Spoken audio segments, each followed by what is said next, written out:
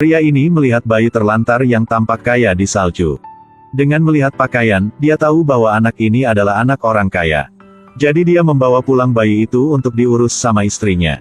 Tunggu sampai orang tua kaya datang mencarinya, mereka akan menuntut dalam jumlah uang besar. Tapi tunggu sampai 10 tahun kemudian. Di bawah asuhan ibu asuh, Remy bermain santai di ladang setiap hari. Nikmati masa kecil yang indah. Tapi pesta yang menyenangkan selalu cepat berakhir. Dia mengalami kecelakaan pertama dalam hidupnya. Ayah angkatnya patah kaki di tempat kerja, jadi dia butuh uang untuk menuntut. Ibu angkat mengambil semua uang simpanan, tetapi masih belum cukup. Dan kemudian menjual sapi perah ke rumah tetangga. Tapi bagi Remy, sapi perah adalah satu-satunya teman masa kecilnya. Jadi setiap malam dia menyelinap keluar untuk mengunjunginya. Dia bersandar kepada sapi dan mulai bernyanyi. Dan hari itu seorang lelaki tua yang aneh muncul dan mendengarkannya bernyanyi untuk waktu yang lama. Sampai Remy tahu, dia takut lari pulang. Ayah angkat yang serakah juga telah kembali ke rumah. Dia menyalahkan semua kegagalan pada Remy. Tidak heran gue tidak punya uang untuk menuntut. Semua karena lu. Jadi dia ingin memasukkan anak ke panti asuhan. Bahkan bertengkar dengan istrinya. Remy masih muda dan harus menyerahkannya pada takdir. Keesokan harinya, ibu angkatnya bercerita tentang latar belakangnya. Sang ibu bahkan menemukan pakaian masa kecil anak dan memberikan kepadanya. Dia bilang dia akan pergi ke pemerintah untuk meminta bantuan. Jadi Remy pergi bersama ayah angkatnya ke kota kecil. Tapi dia pintar jadi menemukan sesuatu yang salah. Dia tahu dia akan dikirim ke panti asuhan. Setelah menjatuhkan ayah jahat, dia dengan cepat melarikan diri. Lalu bersembunyi di toko. Tapi ayah angkatnya memimpin sekelompok pria untuk menangkapnya. Pada saat ini, pria tua di istal angkat bicara. Dia mengundang ayah angkatnya untuk duduk. Dan katakan dia seorang seniman pengembara. Dia ingin menyewa Remy untuk menemaninya tampil untuk memenangkan simpati penonton. Uang sewa 1 tahun adalah 30. Ayah angkat yang haus uang tentu saja setuju. Jadi Remy dibawa pergi oleh orang tua itu. Ketika dia melewati rumahnya, dia berteriak keras untuk memanggil ibu angkatnya. Tapi ibu angkatnya ditahan, hanya bisa melihat anak dibawa pergi. Dan kehidupan Remy akan berubah dari sini juga. Mereka berangkat ke kota kecil. Orang tua itu segera membelikan Remy baju baru dan sepatu baru. Ini membuat semua tabungannya habis. Jadi mereka harus mengunyah roti di pinggir jalan. Dia juga mengatakan yang sebenarnya kepada Remy bahwa dia melakukan ini karena dia menemukan bakat menyanyi Remy. Suara dan jiwamu yang indah sulit didapat. Harap dapat membantu Remy bernyanyi sepuasnya. Namun, ketika dia bernyanyi di depan banyak orang untuk pertama kalinya, dia lari dengan panik. Dia bahkan jatuh ke dalam lubang lumpur. Lalu dia menjadi sangat marah. Dia merasa dia tidak memiliki bakat untuk menyanyi. Berdebat keras dengan lelaki tua itu. Lalu ada seekor anjing membawa koran. Jadi orang tua itu dulunya adalah pemain biola terkenal. Kemudian, tidak tahu mengapa dia tetap anonim. Dia memberitahu Remy bahwa dia harus mempercayai dirinya sendiri. Dengan bakatmu kamu pasti akan menjadi penyanyi. Setelah mengatakan itu, dia memberinya beberapa papan kayu yang diukir dengan huruf. Dan mulai mengajarinya membaca dan menulis. Jadi seperti itu Remy belajar menulis dan menyanyi pada saat yang sama. Akhirnya, 3 bulan kemudian, dia menulis surat pertama dalam hidupnya. Untuk melaporkan perdamaian kepada ibu angkat. Dan juga mengatasi kepanikan sendiri.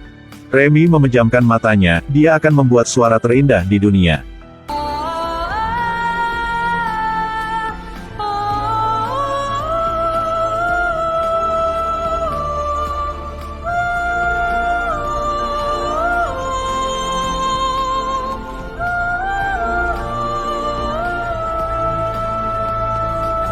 Semua orang tenggelam dalam lagu. Remy akhirnya mengatasi kehilangan kepanikan. Ini juga membantu mereka menjadi semakin populer. Bahkan diundang tampil untuk para bangsawan. Mereka bisa menghasilkan banyak uang. Yang penting di sini, Remy kebetulan bertemu dengan seorang gadis bangsawan.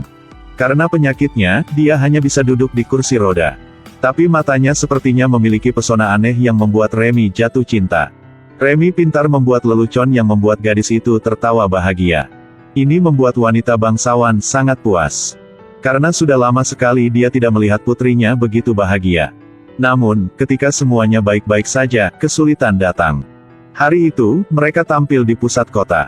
Polisi menggunakan alasan bahwa mereka tidak memiliki izin untuk tampil menggertak dan menangkap lelaki tua. Hanya Remy yang memimpin hewan-hewan itu untuk melarikan diri. Tidak tahu harus pergi kemana, jadi dia pergi ketemu gadis bangsawan untuk meminta bantuan. Dengan bantuan wanita itu, hakim meminta lelaki tua itu untuk mengungkapkan identitas aslinya. Selama tidak ada catatan kriminal, dia akan dibebaskan. Tapi lelaki tua itu tetap bersikeras untuk tidak membicarakan masa lalu. Jadi di masa lalu, dia hanya memiliki karir di hatinya. Karena sang putra ingin ayah pulang lebih awalnya. Jadi dia menyalakan lilin di rumah. Tapi hari itu lilin jatuh dan menyebabkan kebakaran. Istri dan anak-anaknya sama-sama dilalap api. Sejak itu, ia memutuskan untuk tetap anonim dan tidak tampil lagi untuk menebus dosa-dosanya. Jadi orang tua itu divonis 2 bulan penjara. Remy juga sementara tinggal di rumah gadis bangsawan. Gadis kecil itu secara tidak sengaja menemukan pakaian masa kecil Remy. Melihat itu, dia segera memberitahunya tentang latar belakangnya. Hubungan antara keduanya menjadi lebih baik. Ibu bangsawan juga sangat puas. Orang tua itu akhirnya keluar dari penjara. Dia ingin mengajak Remy untuk melanjutkan petualangan. Tetapi wanita itu ingin dia tinggal di sini untuk menjadi kepala pelayan buat putrinya. Ini jelas menghambat bakat menyanyi Remy. Orang tua itu berkata dengan potensi Remy suatu hari nanti dia akan menjadi penyanyi. Pada saat itu, akan adil untuk menikahi seorang gadis bangsawan. Tapi wanita itu tidak percaya. Dia juga tidak menyangka bahwa Remy adalah pewaris kekayaan besar. Pada akhirnya Remy memutuskan untuk pergi bersama lelaki tua itu untuk melihat dunia besar. Dia juga berjanji padanya bahwa dia pasti akan mengunjunginya di masa depan. Tetapi selama berada di penjara, lelaki tua itu menderita TBC parah. Kemudian perjalanan panjang, sehingga kesehatannya menjadi semakin lemah. Bahkan monyet pun jatuh sakit. Jadi mereka pergi nginap di hotel. Kemudian menghabiskan banyak uang untuk mengundang dokter untuk memeriksa monyet. Dokter juga mengingatkan orang tua itu untuk segera mengobatinya. Tapi uang mereka sudah lama habis. Karena untuk menghasilkan uang, lelaki tua itu memutuskan untuk bermain biola lagi. Dia mengadakan pertunjukan biola di pub. Melodi yang indah ini mengejutkan semua bangsawan. Tapi uangnya masih belum cukup. Pada saat ini seorang wanita datang menemuinya. Dia mengenali lelaki tua itu. Pada saat yang sama menghormati pilihannya untuk tetap anonim. Meninggalkannya koin emas. Dia harap dapat membantu orang tua ini melewatin kesulitan hidupnya. Dan pada saat mereka kembali ke kamar, monyet kecil itu sudah mati. Ini membuat Remy sangat sedih. Mereka menguburnya di hutan. Dan penyakit orang tua itu tidak bisa ditunda lagi. Tapi hari itu Remy menerima surat. Adalah surat dari seorang gadis bangsawan. Gadis itu mengatakan dia telah menemukan orang tua kandung Remy. Jadi setelah mereka pergi, dia menemukan kain yang sama dengan pakaian masa kecil Remy. Kain ini sangat berharga. Hanya bangsawan sejati yang bisa memiliki. Ibu itu sangat terkejut mengetahui. Jadi dia coba bertanya banyak tempat. Akhirnya dapat kabar baik. Orang tua itu melihat surat itu dan tidak peduli dengan penyakitnya dan membawa Remy berangkat. Mereka menemukan seorang pengacara. Setelah melihat pakaian bayi, dia mengkonfirmasi identitas Remy. Dan bersiap untuk membawanya ke kastil untuk melihat orang tuanya lagi. Remy turun dari mobil. Pergi ke kastil yang bobrok. 3 orang berpakaian tidak rapi keluar dari kastil. Wanita gemuk itu menarik Remy untuk memeluknya. Terus bilang Remy adalah anaknya. Adegan menerima orang yang dicintai begitu hangat. Dan mereka tidak memiliki aristokrasi sama sekali. Kastil ini juga sangat kumuh. Tetapi sebelum lelaki tua itu pergi, mereka memberinya sejumlah besar uang. Ini membuat lelaki tua itu curiga. Seperti yang diharapkan, mereka menunjukkan wajah asli mereka kepadanya. Mereka ingin membunuh Remy. Tepat ketika mereka akan melakukannya. Kemudian lelaki tua dan anjing itu berkumpul untuk menaklukkan orang-orang jahat. Dan memaksa mereka untuk menceritakan kejahatan dari 10 tahun yang lalu. Jadi pengacara itu adalah paman kandung Remy. Di masa lalu, dia mengirim seseorang untuk membunuh Remy karena sengketa warisan. Tapi si pembunuh tidak tega mengambil tindakan, jadi dia membawanya ke Paris yang jauh. Bahkan memotong lambang klan di pakaiannya. Biarkan dia menghancurkan dirinya sendiri di salju. Orang tua itu bahkan bertanya di mana orang tua kandung Remy tinggal. Jadi mereka segera berangkat. Tapi di tengah jalan ada badai salju. Dingin yang menusuk tulang membuat mereka sulit berjalan. Jadi mereka nginap di rumah tua agar tetap hangat. Meski begitu, sulit untuk menahan dingin. Apalagi apinya mau padam. Lelaki tua itu hanya bisa memeluk Remy.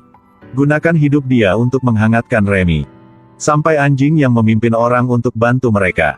Tapi sayangnya orang tua itu sudah meninggal. Dia menggunakan hidupnya untuk melindungi Remy. Sampai Remy terbangun, melihat seorang wanita cantik. Dia adalah ibu kandung Remy. Dan sekarang paman jahat telah datang ke sini mengatakan bahwa Remy hanyalah penipu. Dia cukup memfitnah Remy. Tapi kemudian ibu Remy melalui barang-barangnya menemukan sumber segalanya. Ibu dan anak akhirnya bertemu lagi. Dan paman jahat itu juga telah dihukum oleh hukum. Setelah itu, dia mengukir nama lelaki tua itu di batu nisannya. Kemudian dia kembali ke ibu angkatnya dan memberinya sejumlah uang cukup baginya untuk memiliki kehidupan yang lebih baik. Bertahun-tahun kemudian, Remy sekarang menjadi seorang paman. Remy juga membangun panti asuhan. Setiap kali ada guntur, dia akan menceritakan kepada anak-anaknya. Dan gadis bangsawan dari masa lalu sekarang juga tidur di samping Remy. Film ini diadaptasi dari karya Prancis yang terkenal Nobody's Boy. Adalah film yang cukup perasaan campur aduk bagi Anda. Hidup ini penuh dengan misteri. Teruslah mengambil risiko dan bergerak maju. Hanya dengan begitu Anda dapat mengambil kesempatan. Ini adalah akhir dari film, terima kasih telah menonton, sampai jumpa.